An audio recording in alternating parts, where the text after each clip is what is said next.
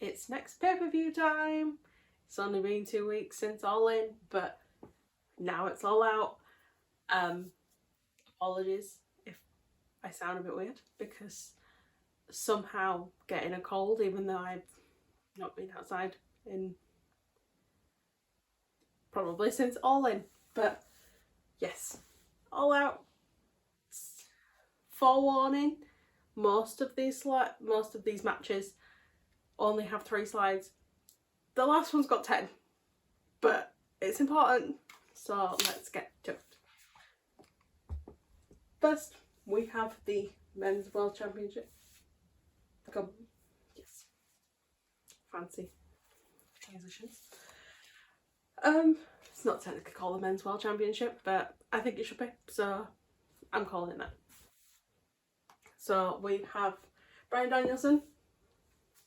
He looked crazy in this picture, which is why I chose it. He's the current World Championship holder. World Champion. He beat Swerve at All In because he basically said, if I don't win this match, I am going to retire immediately. So then he kind of had to win because it's Bryan Danielson. No one wanted him to retire. But he said that when he loses the title to whoever that may be, probably not at this pay-per-view, he'll retire from full-time wrestling because he had a whole thing where he promised his kid when she turned 7 he'd retire from full-time wrestling, and I believe she has now turned 7.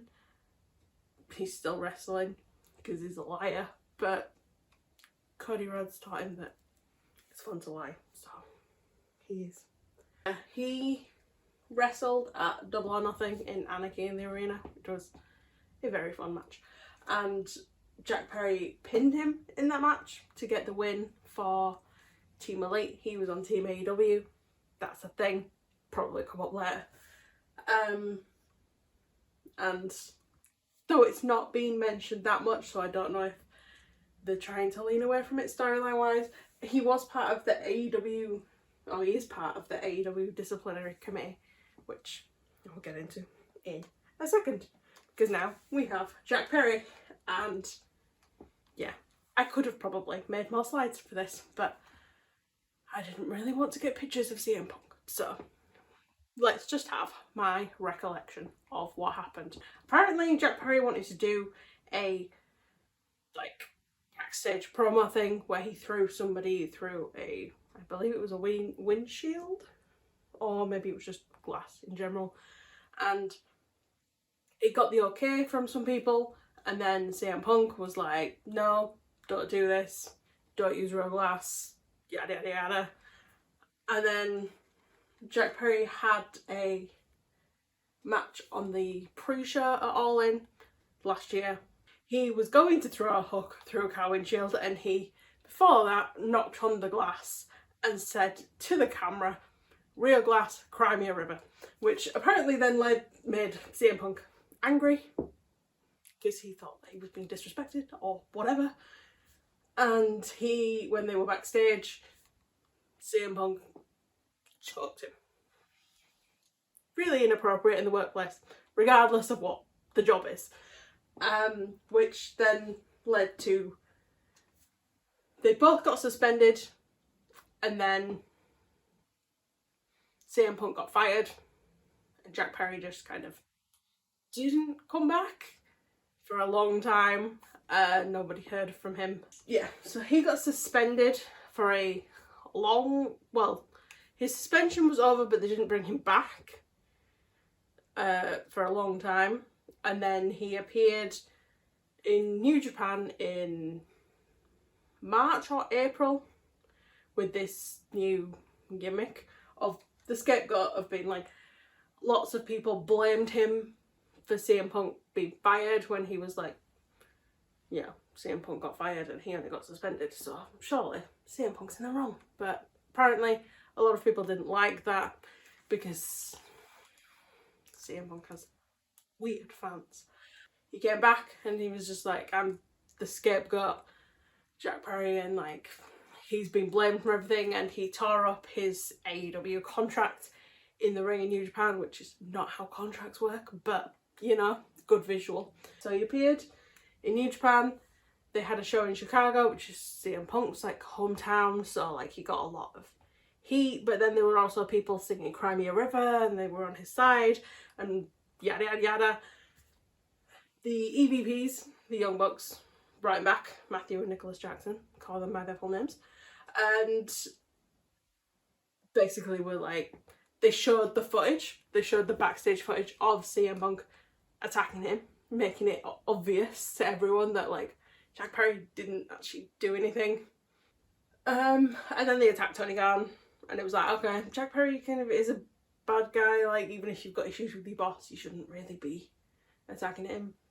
Although it did mean that we got Tony Khan in the neck brace for a while, which, oh, it's almost a forgivable offence just for that alone, but never mind, that's not relevant. But now he's a member of the Elite, which is the Young Bucks, the EVPs, and Kazuchika Okada. And there were previous members. Kenny Omega got fired for not showing up to work without a reason. Kenny is currently off suffering with diverticulitis, which almost killed him, and he, I believe, has just had surgery to try and help with the problem, but like, yeah, it's a bit rough to say that he didn't have a reason. And then Hangman got suspended indefinitely. Yeah, that will come up later. Hangman will come up later, trust me. He's the current TNT champion. He won that at Forbidden Door, I believe. Yeah, Forbidden Door. Big ladder match, tons of guys. A lot of fun. Currently the EVPs. Currently the Elite hold a lot of belts. All of them have belts. We will get to the other members later. But that is Jack Perry. And the disciplinary committee thing comes in the sense that Brian will have been at least in part responsible for him getting suspended, but they've not really lent on that much. He's more just said like, oh, Bryan Danielson, big star, has the capacity to step in and help, and he chose not to, rather than like leaning into the fact that like, well, he was probably a legitimate part of the reason why Jack Perry got suspended in the first place. Never mind. So they're facing off against each other, mainly because Jack Perry was the last person to pin Bryan Danielson and win a match, which is a totally normal and decent reason for him to get the match. Like, that's just how wrestling works. It's logic. TBS Championship. I don't know why I said it like that. I'm excited for this match. I don't mean to come across like I'm not, because I love both of these women. So, Mercedes won it. This was the only picture on my phone that I had because I sent it to my brother because she's wearing a Bratz dress and he loves fashion and Bratz. She's the current both TBS and New Japan Strong Women's World Champion. She won that at Forbidden Door against Stephanie Vaquer. It was a title for title. One was TBS champion, the other was New Japan Strong champion, and it was a whoever wins gets both titles. Mercedes won. We don't need to go into why they were facing off or whatever. There's a reason, and it was a decent one.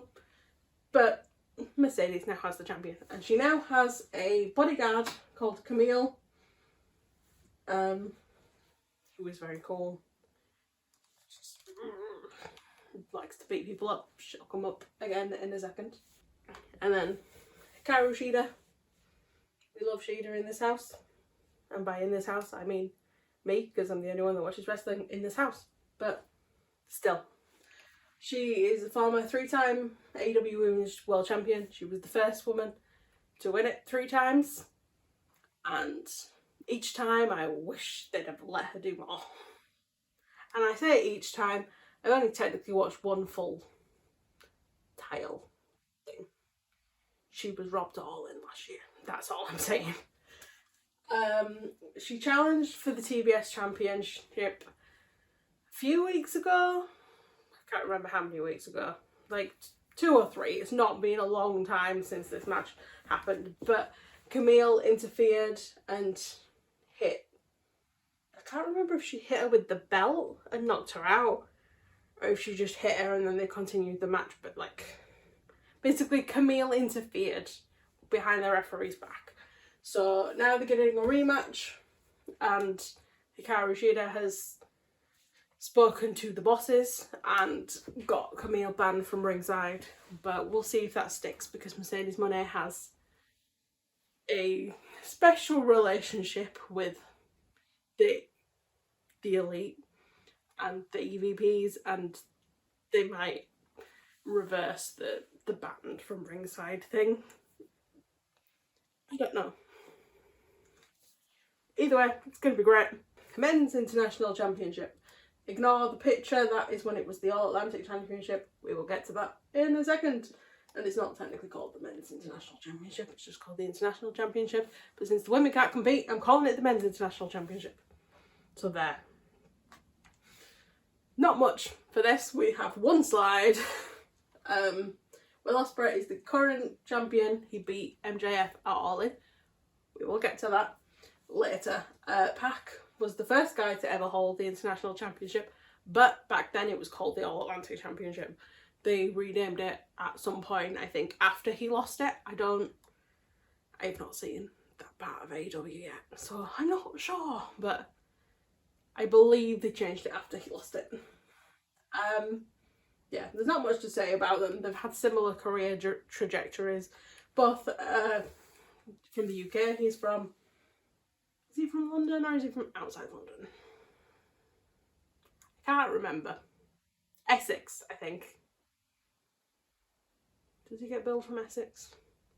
I can't remember. They're both from the UK. He's from Newcastle. He's from somewhere down south. That's Kyle Fletcher. That's his best friend. He's not relevant. I just like this picture. Yeah, they both started out in the UK wrestling, and then they went to Japan. Will Ospreay went to New Japan Pro Wrestling. Pac went to Dragon Gate. Pac's older and had more experience. He was with the WWE for a while. Will was basically just been UK, Japan, and now America. But it's basically just a reason to have them wrestle again. I think they've only wrestled once or twice before, and it's like evenly balanced. I don't know if it's one win each or if they drew or whatever. Like, it's basically even. And while AEW has both of them on the roster, why not have them both wrestle?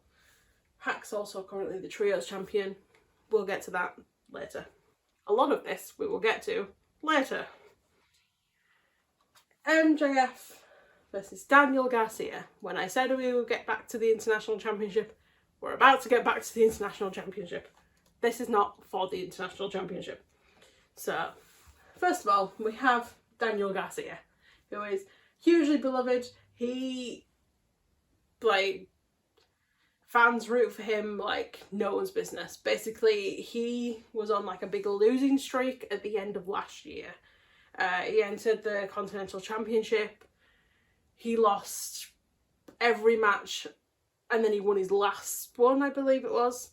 And like, obviously everyone went wild because he lost his last match, and he cost Brody King the opportunity to challenge for the title in the semi-final, which obviously led to him feuding with House of Black, because Brody King's part of House of Black for a while. Whatever, doesn't matter. Everyone loves him. He had a match against Ospreay for the International Championship. But I can't remember when it was. Like a month or about 6 weeks ago, maybe. And then MJF came to him before the match and was just like, "Oh, I really dig what you're doing and I want to help out and whatnot." And it's important to note that Daniel Garcia has a TV dad called Daddy Magic. They're not technically, like, they're not related, and the TV, like, they're not pretending that they are for the sake of TV, but like, he's kind of adopted him. And like he's normally on commentary when Daniel Garcia wrestles, or he'll be ringside cheering him on. MJF asked if he could step in and do that because he wanted to support Daniel Garcia and help the younger generation of wrestlers in AEW. And Daddy Magic, Matt Menard, thought that he was being sincere, so they let him. And then, yeah, so Matt Menard was not at ringside, it was just MJF. MJF tried to get Daniel Garcia to cheat, and Daniel Garcia was just a no, but like the process of him like refusing to cheat kind of cost him the match. And then after the match, Ospreay left, I believe, but MJF and Daniel Garcia stayed, and MJF was like, oh, I'm sorry, that was my bad, I cost you that match, you didn't lose it, yada yada yada. And then he attacked him, tried to break Daniel Garcia's neck. It's a thing, which led to, yeah, we'll get that for the next slide. Yeah. Former world champ lost his title at World's End in December, and he was like legitimately injured and out for like 5 months after he lost his title. And then he brutally attacked Daniel Garcia after the match and tried to break his neck. Extra context, aftermath. This is the important part. So, Will Ospreay was horrified by what MJF did, which led to the two of them feuding because MJF hates Will Ospreay, and then he accidentally revealed that the reason that he hates Will Ospreay is because he believes that the crowd forgot about him. After he went off injured, everyone, like, Ospreay came in mid-February and MJF was out from the end of December. And it's one of those things of like, Will Ospreay's getting Will Ospreay came in massively popular. Daniel Garcia was like this big young star that he kind of hadn't been prior to MJF leaving. And so he's like upset that the crowd, that he believes the crowd basically forgot about him because they had these new people to be excited about and no one was interested that MJF had left and that he was injured, and so he's taking it out on these wrestlers, on Will and Danny.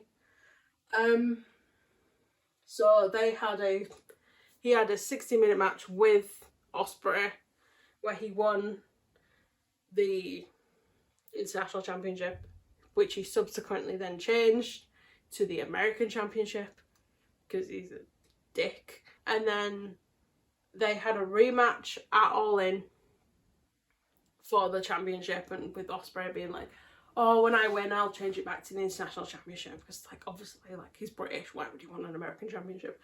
And Daniel Garcia interfered with that match. He came out and attacked MJF during the match while the ref's back was turned, I believe, which led to Will winning the title. So then it's become a thing of like, oh, Daniel Garcia's back. They're both saying that they're going to murder each other because that's where we're at with professional wrestling at the minute. Lots of people trying to murder each other. Speaking of, I don't think they're going to try and murder each other. I have said that I'm not sure if this is for the CMLL World Women's Championship because Willow Nightingale, my baby girl, is currently the CMLL Women's World Champion, and she wrestled Chris Statlander. I believe Chris Statlander cheated and won, which was like an eliminator match, which was if you win this match, you get a title shot.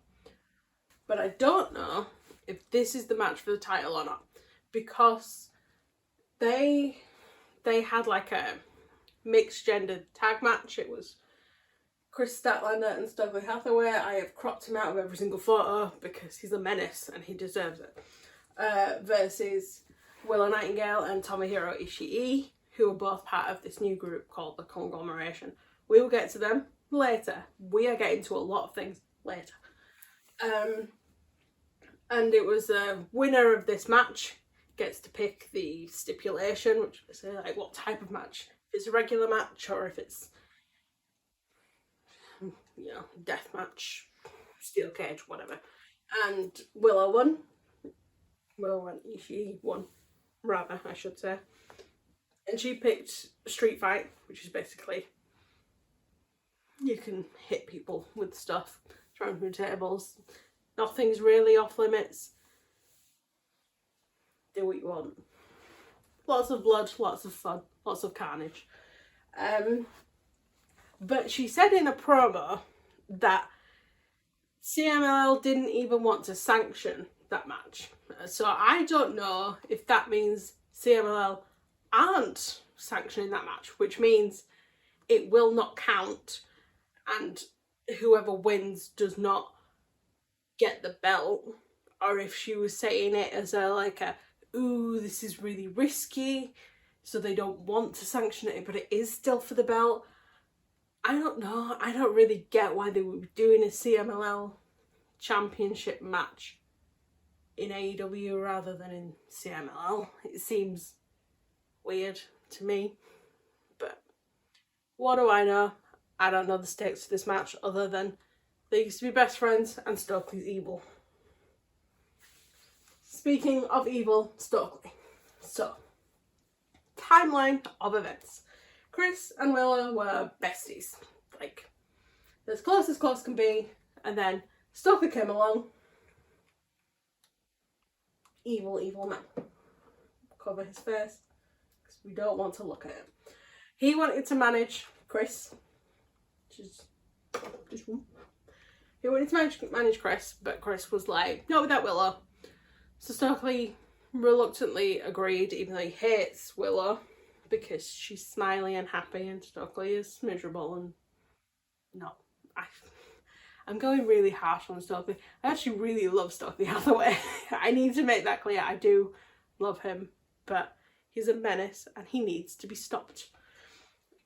So he was trying to get them both to cheat in their matches in order to win, because he's a menace. And Willow would immediately be like, no, I'm not cheating, and she would win her matches. However, Chris would hesitate as to whether or not she should cheat, and that would cost her the matches. And it was the same people that they were wrestling, pretty much. And then they had a match at 0 Hour at World's End, I believe it was, and Willow won. So the start of, like, Chris still, at this point, seemed to be fully supportive of Willow. Willow then won the TBS Championship from Julia Hart at... I don't remember which pay-per-view it was. It might have been Revolution. Or Dynasty. Probably Revolution. But then she had a match against Mercedes Moné, and she lost the title, and immediately after, Chris Statlander attacked her. And now, as I put so eloquently there, they've got bad blood, and they're about to beat the piss out of each other. Because Willow's not having it anymore. Chris needs to be stopped. And all listen. I don't know who's going to win this one. But I do think Stokely's going to get hurt. And it's going to be joyous. AEW Tag Team Championship. And we're going to get back to the EVPs from so long ago that I was talking about. So they are legitimately the executive vice presidents of AEW. They were two of the 5, 6, 7, who knows, people who started the company. And they're half of the elite, the current tag team championships. So the sort of main context of this is a quick match that they set up like this week. There was a match on Dynamite between Pac and two members of the Blackpool Combat Club. Blackpool Combat Club, sure, yeah. We like it like that. What? Claudio Castagnoli and Wheeler Yuta and Pac. They're the trios champs currently. So it was them versus Orange Cassidy, Kyle O'Reilly and Will Ospreay, because Ospreay and Pac have the match, so it was like setting up that more than anything else. Yeah, he was setting up that more. And Bryan Danielson was on commentary because he is a member of the Blackpool Combat Club. And he came out after Blackpool Combat Club and Pac won their match to celebrate with them because they're his friends and they won the match. And then Jack came out and attacked Bryan alongside the rest of the Elite coming out, because you gotta support your friends even if they're committing violence, apparently. Yeah, members of the Blackpool Combat Club, we've covered that. Current trios camp. It's unclear yet whether Pac is part of the Blackpool Combat Club or not. He's kind of like, he has the belt with them, but no one said that he's officially joined. But there is another member of the Blackpool Combat Club called Jon Moxley who has kind of, he's been away since June after Forbidden Door on holiday, because he's been wanting a holiday for years and he hasn't had it. Now he finally has, because the company is in good stead. Every time that there's been an issue, Jon Moxley has jumped in to fill in the gap, and he hasn't had to for a few months. Good for him. He got a break, he's come back, but now he's acting like he's not part of the Blackpool Combat Club. So maybe Pac's gonna jump in and be a new member. Who knows? It would make sense that Pac's part of it, because his style is, oh, not his style, not his wrestling style, but his attitude is quite similar. And also, it's the Blackpool Combat Club. It's specifically British, and there's nobody in the group currently that is from the UK. And Pac would fit in nicely. That's not relevant to any of this. Claudio then said, like, oh, we've got nothing to do on the pay-per-view. You've come out and attacked Bryan Danielson, Young Bucks, so let's have a match for the tag titles. And they agreed. I'm in two minds about this. I love watching the Young Bucks wrestle. They're great. I love watching Claudio Castagnoli and Wheeler Yuta wrestle. They're great. Claudio is legitimately one of my favourite wrestlers. So I'm happy that they're on the pay-per-view, but I am annoyed because they're the trios champions and they already have a belt, so they shouldn't be challenging for other belts, especially tag belts, because that's awkward, which means that I know for definite the Young Bucks are going to win, because otherwise it's terrible booking that makes no sense. End of rant. And on to the last member of the Elite currently. I said currently, I don't know why I said that as if I think someone else is going to join. I don't think that really, but Hangman's in an awkward position. I don't think, no, Hangman's not part of the Elite. Never mind. The last member of the current version of the Elite for the AEW Continental Championship. Kazuchika Okada, who is the current Continental Championship. He came into the company, won the belt within a few weeks, beat Eddie Kingston for it. Member of the Elite, likes to call people bitch. That's not relevant to anything, but it's fun and it's kind of his thing. And we, as of Friday afternoon, do not know who is challenging for this belt. It is a 4-way match, so it could be Kazuchika Okada and 3 other guys. And those 3 other guys will be determined in 3 matches. And here are the matches. Who I think is going to win and what purpose the matches serve, basically. So we have Orange Cassidy or Brian Keith. They're facing off against each other. They kind of have beef by proxy. So explanation time. This takes place a number of years ago. Brian Keith was not in AEW at the time, but Orange Cassidy, yeah, I believe it was 3 years ago, had beef with Chris Jericho. Chris Jericho was like, I can't remember if he was attacking him or whatever, it's been a while. But it culminated in his, Chris Jericho's faction at the time, which was the Inner Circle. They were in the ring having like bested Orange Cassidy. I think they beat him up with oranges at one point. It was weird. And it sounds like I don't like this feud. I loved this feud so much. And they were all stood in the middle of the ring, and Orange Cassidy basically got production to dump a bunch of orange juice on to Chris Jericho in the Inner Circle. Chris Jericho was wearing a white jacket, which stained. I'd say stained in quote marks because the stains got worse each week to the point where it's just like, this is funny. This, like, it was a comedy feud, but Chris Jericho does a comedy feud so well when he knows how to end them. So yeah, Orange dumps this orange juice on his $7,000 jacket, so he claims, and it's stained, and he never paid for it to get cleaned. I can't remember if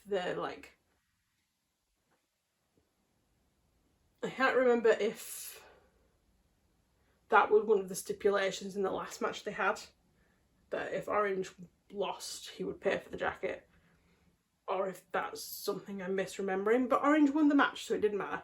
So he never paid for the jacket. But now Chris Jericho has a different group called the Learning Tree. I love them. A lot of people don't. Fuck those people. I love them. And Brian Keith is a part of that. He is the bad apple in the Learning Tree. And so he's kind of fighting Orange Cassidy on Chris Jericho's behalf because of the jacket. And also because obviously he wants a shot at the championship. But it's mainly about the jacket. And Orange Cassidy has said, if I lose, I'll pay for the jacket. So extra incentive for Brian Keith to win, but I doubt that he will. I want him to because I like watching him wrestle, but I doubt that he will because Orange Cassidy's pretty much on every single pay-per-view because he's also amazing and I love watching him wrestle as well. But yeah, and for another reason that will make sense in a second. Then we have Matt Briscoe or Lance Archer. They're facing off against each other. I love Lance Archer. I desperately, desperately want him to win this match. And I know in my heart he's not going to, but I'm going to keep deluding myself until I watch the match with my own eyes. The reason that I believe that he's going to lose is because Matt Briscoe and Orange Cassidy are part of a group called the Conglomeration, which is basically a bunch of sad lost puppies coming together and forming a group of babyface wrestlers who do not have a faction to belong to. So Orange Cassidy, he was part of Best Friends, but then Chuck Taylor had to sadly step away from wrestling because he had an ankle injury that was basically like, oh, he might legitimately never be able to wrestle again. And in order to cover for that, Trent Beretta, who was the other member of the Best Friends, the tag team, turned against Chuck. They had a street fight. He broke his ankle with a wrench. Obviously he didn't. It's wrestling, but to give a kayfabe reason of the reason why Chuck is no longer wrestling. But Orange Cassidy was also part of that friendship group, as was Chris Statlander at the time. So when Trent turned evil, it was like, oh, he's got less friends now because Chuck's not around. And then Chris Statlander turned against him when she turned evil.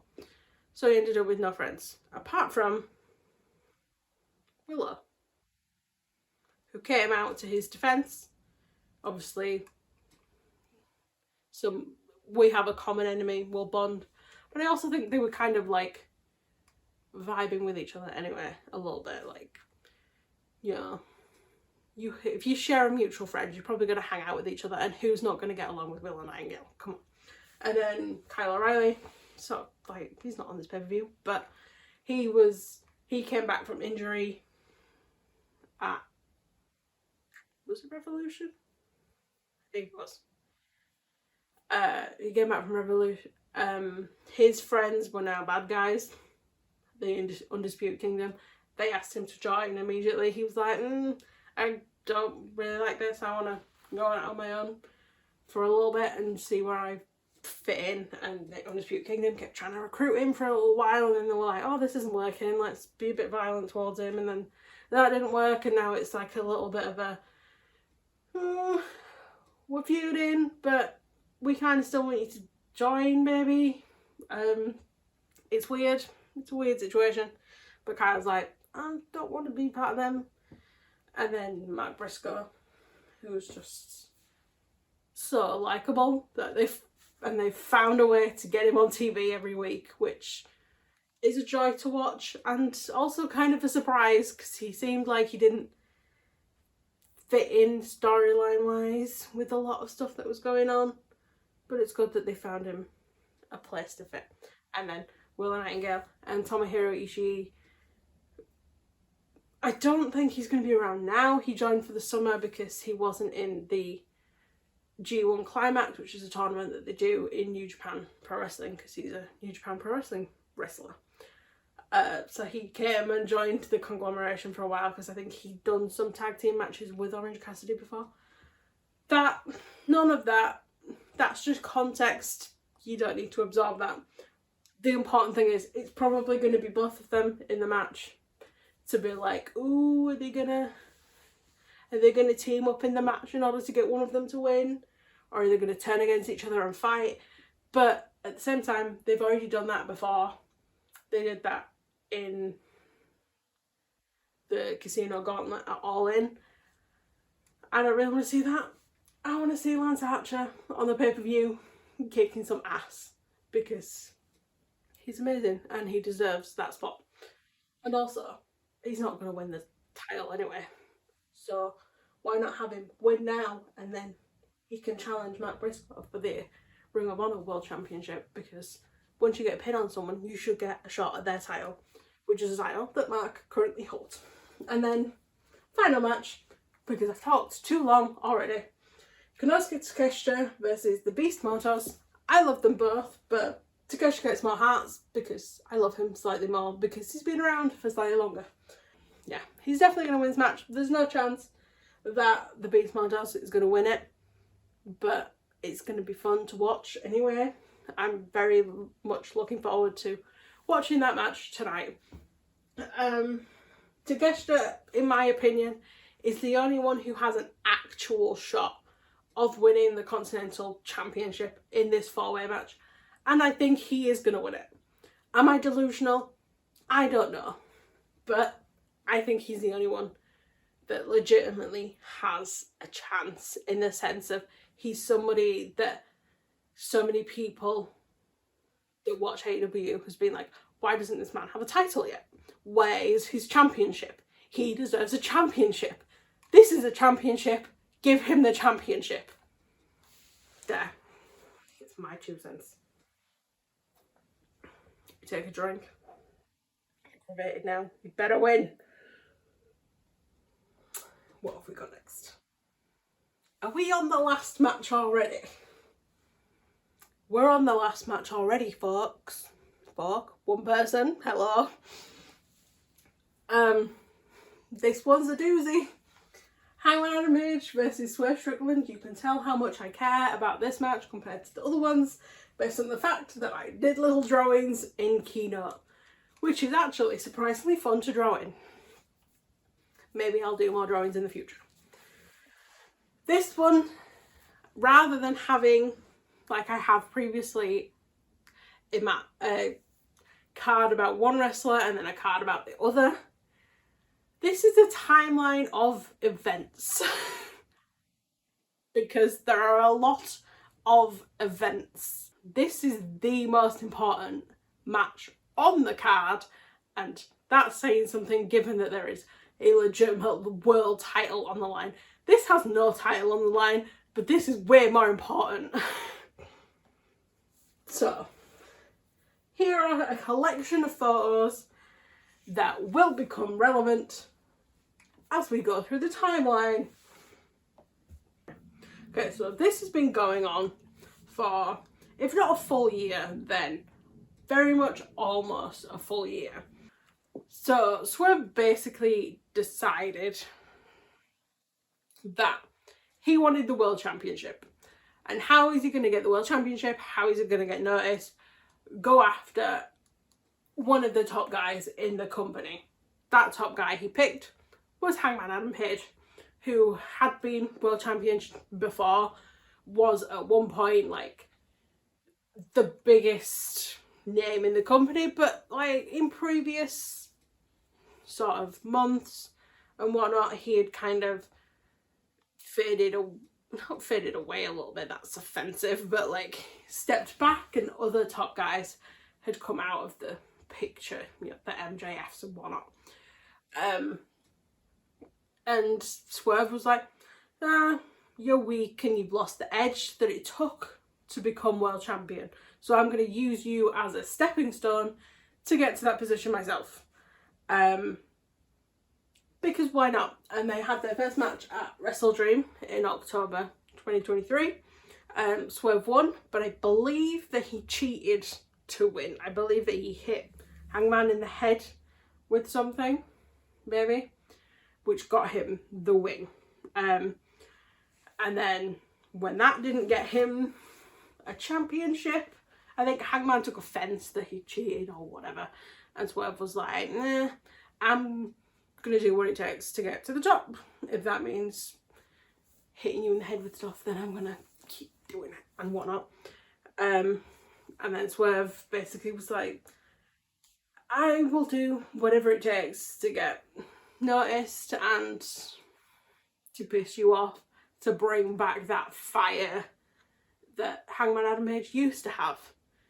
That desire to be world champion that seemed to have disappeared over the past like year, or maybe not a full year, but yeah. So to do this, as one does, Swerve broke into Hangman's house and recorded footage inside his baby's nursery, which Hangman obviously was not happy about. So this led to a Texas Death Match at Full Gear in November 2023, where, among other things, Hangman drank Swerve's blood, stapled one of his child's drawings to Swerve's cheek, trying to teach him a lesson, but Swerve still won the match. Brian Cage, who was Brian Cage is part of the Mogul Embassy with the Gates of Agony, Bishop Khan and Toa Leona. They were like Swerve's crew when he was evil. They turned on him later, which I realise I've not included in this, but never mind. So Brian Cage like interfered to sort of help. He didn't strictly help Swerve win the match, but like because he was there, and because Prince Nana, who is Swerve's manager, was also there, like Hangman took that as like you need other people in order to win these matches. So these wins do not count, which is a funny point that will come up in a bit. Then there was a break from the feud for a little bit because Swerve Strickland gaining this new momentum and this new star power from this Texas Death Match was in the Continental Classic, where he won every match except for one. But it's like, it was unclear because it seemed like Jon Moxley cheated and that's why he won against Swerve. And Hangman was injured in a different storyline as a way to sort of write him off and stop him from like constantly going after Swerve, because that's kind of what he's been doing for a while. And then Swerve was like, I'm focusing on winning the World Championship, and I don't regret any of the things that I did, including breaking into a man's house, but like, the championship is what's important to me. I want to be the first black AEW World Championship. Personally take issue with that because we had a women's world champion who was black already, and we had a tag team champion who was black. So technically, maybe the first singles men's world champion, but not like first world champion in the company. Like, way to disrespect Nyla Rose and Scorpio Sky. Yeah, so Hangman was becoming increasingly deranged, mainly because the crowd were cheering for Swerve. Like, at this point, the crowd loved Swerve. Like, they weren't, like, he wasn't getting booed by anyone. Like, everyone was chanting, like, whose house? Swerve's house, which is like his catchphrase. I've made that sound really dull. It's not dull when you watch it or a part of it. Like, it's fun, but like, everyone was like cheering for him and everyone loved him, which made Hangman even more angry because it's like, this man broke into my house and you are all cheering for him. Why? This man is a criminal who made my family feel unsafe. Like, this is fucked up. So he went deranged a little bit, and then he basically said, Swerve will never be champion. I'm never going to allow Swerve to be world champion. He does not deserve it after the actions that he took against me and my family. And then at this time, current world champion, which was Samoa Joe, because he beat MJF at World's End in December 2023 before MJF went off injured. So Samoa Joe was then like, I'm not just going to face anyone. Like, you have to earn your spot. So he brought back the AEW rankings, which was something that they did in the very early days of AEW, before I think they realised that it's a pain in the ass having to like constantly make sure that the people who you want in these title shots are always top of the rankings. But they introduced it back briefly because Samoa Joe said so, that I will face the number one contender. I'm not just going to face anyone. You have to have earned it. So Hangman and Swerve both trying to get the number one contender spot. They end up tied at first. So they end up tied at number one. So they have a match to determine who gets the challenge for the title at Revolution. I'm going to go away and get some water because I'm thirsty, and I will just play this while I'm gone because I made it during the time of this match, and I personally am really proud. I'm really proud of it because I don't normally do video editing, but I'll be back. I'm going to put that on play while I go. You told me 2 months ago that you wanted to be world champion, but I can look at you and I can see it right now. You don't have it in you. I have not been a saint. I have done some very horrible, terrible things. Ladies and gentlemen, the time limit has expired. This match is a draw. Now it's time for a breakdown. He didn't beat me! He didn't beat me! And I wouldn't regret any of it. You will not be the world champion. For you, it is over. Yeah, he was mad. So, extra context for that. Their match goes to a 10-minute draw. Swerve is like, 5 more minutes to determine a winner. Hangman was like, no, you didn't beat me. You don't get the championship shot. And then it was announced that it would be a 3-way match. Hangman was not happy about that, but it happened. Hangman attacked some referees during this match. This was at Revolution, by the way. I think I mentioned Revolution later, so I'm just throwing that in there now for extra context. So every time Swerve pinned So, like, there was a couple of times where Swerve managed to pin Samoa Joe. So Hangman immediately attacked the ref to, you know, stop Swerve from winning the title. And he eventually, Samoa Joe was choking him and he tapped out, basically just to prevent Swerve from winning the title. But then the Elite, the EVPs, the Young Bucks, suspended Adam Page for attacking the referees because they can't be seen to condone that behaviour. And then Swerve, while Hangman was suspended,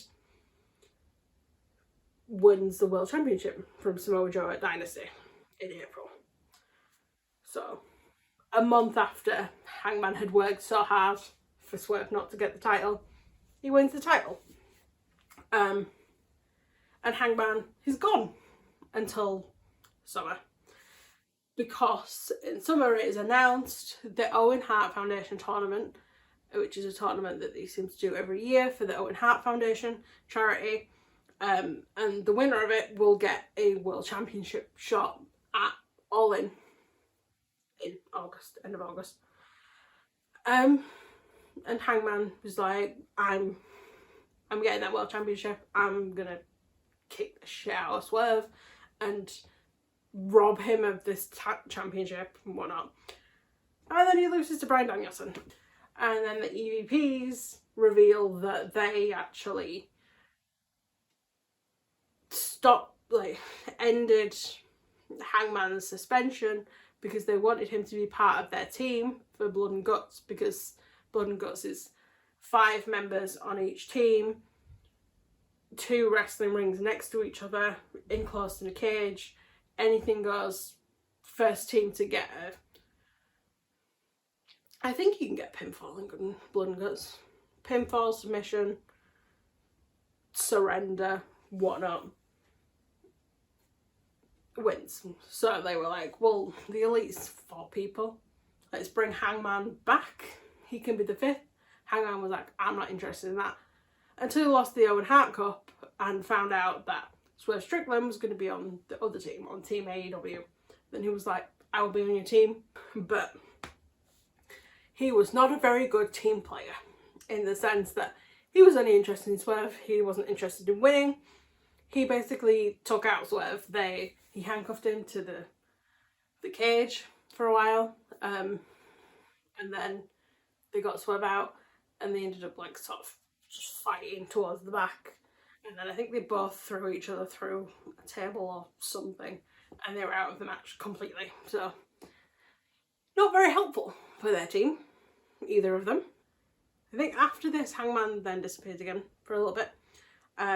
Swerve faces Bryan Danielson for the World Championship at All In, because Bryan Danielson won the tournament. And he loses the World Championship to Bryan Danielson with some interference from Hangman Adam Page.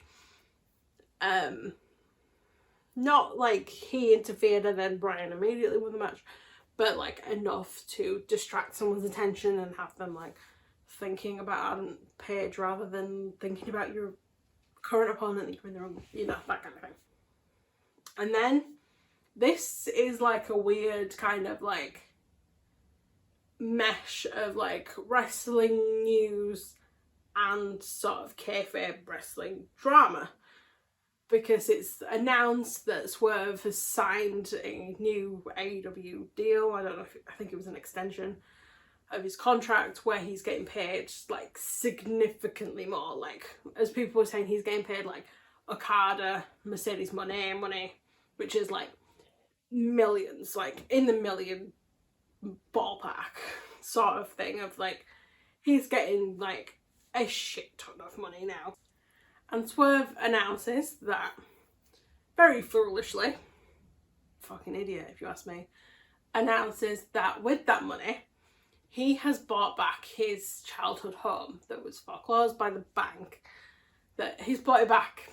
And it was like a huge celebration and such like a big moment for him, because he got this extra money from signing this contract extension or new deal or whatever it was. And then he also revealed during a talking segment with Hangman Adam Page that the real reason Hangman has been missing is because his wife was expecting another baby. And he knew this because he had been parked outside of his house and saw him escorting his wife to the hospital. So it was like, oh, this thing that Hangman has deliberately kept private. Like, when Hangman was gone, there was a lot of speculation about why, but nothing concrete had come out. Nothing had said, like, this is why he's gone. Like, it was, some people assumed that his wife must have a baby, but, like, it wasn't, he never said, no one ever said that that's why he's gone. It was completely private. And then Swerve just announced it on TV to everyone. So Hangman set his fucking house on fire, because why not? You've shown weakness, you showed your childhood home on TV, I'm gonna set that on fire. And he did. And he also did it while saying that Swerve's dad never loved him, probably. So that's fun. No one has a problem with a little bit of light arson. It seems to have become a theme as of late, given that at Double or Nothing, Darby Allin set Jack Perry on fire, and then during the Blood and Guts match, he threatened to set him on fire again, which is what led to the match ending. And now we have a house on fire. So this has escalated a lot, I would say. So the match All Out, everyone said this is going to be the main event. Rightly so. Like, come on, he set a man's house on fire. It's a steel cage match, but here's the interesting thing. Because Hangman set Swerve's house on fire and it escalated so much, Tony Khan has said this match cannot be sanctioned, which basically means, like, whoever wins or loses, that's not going to be recorded in the AEW history books or whatever. Like, whoever wins or loses, like, it's not going to change anybody's, like, win-loss record or anything like that, because AEW is not standing for it, is not legally responsible for anything that happens in the ring, but they are still going to broadcast it to, like, 100,000 plus people, because, yeah, why not? But, like, the win will not count. So if Hangman so far has lost 2 of his 3 matches with Swerve, and the other one was a draw, so he's never actually beaten Swerve Strickland. So now, if he does beat Swerve Strickland, because of him setting up Swerve's house on fire,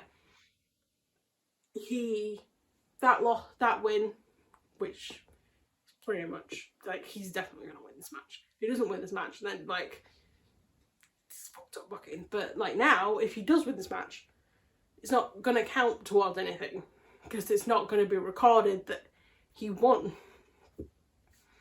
which is a mistake. But he did look very happy while he set Swerve's house on fire. So maybe the happiness is worth the fact that his win's not going to be recorded if he wins. Yeah. And those are the matches that have been announced so far. There'll probably be 2 or 3 more. I've heard reports that Saraya versus Jamie Hayter is going to happen at All Out, but they've not, as of recording this, released a graphic that determines that that match is going to happen. But basically the thing with that is Jamie Hayter's been out injured for a long time, since before I started watching AEW. And prior to that, Saraya, who was part of the Outcasts, Tony used to bully her and purposefully try to injure her. And that led to her, leaving. It wasn't the reason she was injured, but you know how it is, storytelling and whatnot. So now they've got beef. And Roderick Strong versus Hook might be on there as well for the SCW Championship, because they did wrestle for the SCW Championship a couple of weeks ago. I can't remember when. and Hook won, but because Roderick Strong tapped out when he was being choked, but he actually had his foot on the bottom rope, which means that the tap out shouldn't have counted. Although it's FTW rules, so rope breaks aren't a thing, are they?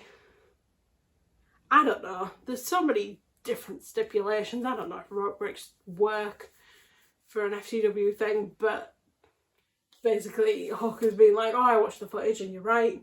Your foot was on the rope. Shouldn't have counted. Let's have a rematch while they were in Milwaukee. And he was like, I'm not wrestling here. I will let you know when that match happens. It's probably going to happen on 0 Hour. But I'm hoping for a fun multi-person match. Because I love them so much. But is it worth going on another mini rant?